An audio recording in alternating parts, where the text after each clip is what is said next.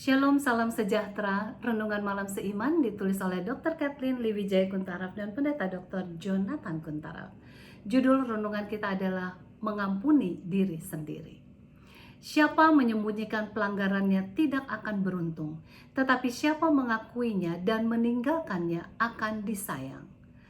Amsal 28 ayat 13.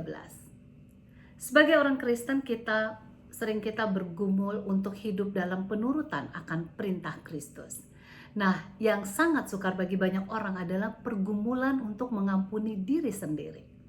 Namun bila kita mengalami kasih Allah setiap waktu, kita justru akan belajar untuk mengampuni diri sendiri.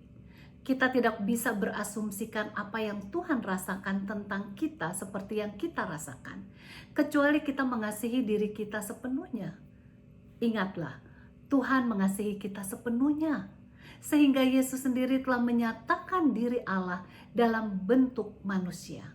Tuhan mengerti keadaan manusia sepenuhnya.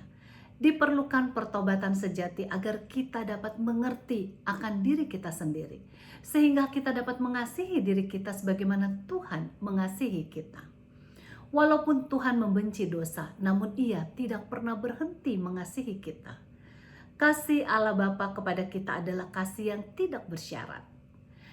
Kasih karunia dan kemurahannya tidak pernah habis. Ia tidak pernah merasa heran kalau kita berdosa atau mempunyai kelemahan tertentu dalam kehidupan, sebab Ia tahu kebutuhan kita masing-masing akan Tuhan Allah. Ia mengetahui bahwa tanpa pertolongannya kita tidak akan pernah berhasil dalam mempunyai pola hidup yang penuh dengan penurutan. Ia mengetahui bahwa tanpa hubungan yang berkesinambungan dengan kasih-Nya, kita tidak akan bisa mengasihi orang lain.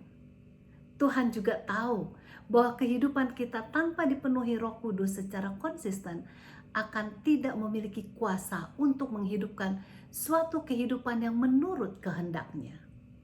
Bila saja kita dapat mengerti kasih Allah yang begitu besar, sampai Ia rela mengampuni dosa kita, maka kita akan mengerti keadaan kita dan memaafkan diri kita yang penuh dengan kesombongan, kepentingan diri, dan berbagai macam pelanggaran. Allah rindu agar kita rela dipenuhi dengan kasih karunia-Nya yang berkelimpahan. Ia siap untuk membimbing kita agar kita mempunyai pola hidup yang mencintai sesama manusia seperti mengasihi diri kita sendiri.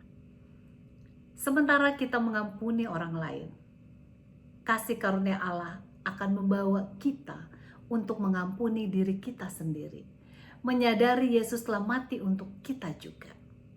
Izinkan diri kita untuk mengenakan kebenaran Yesus oleh sebab kasih karunia-Nya kepada kita. Kiranya kasih Allah yang besar selalu bersemi dalam kehidupan kita, sehingga akan membuahkan pengampunan kepada orang lain maupun kepada diri kita sendiri.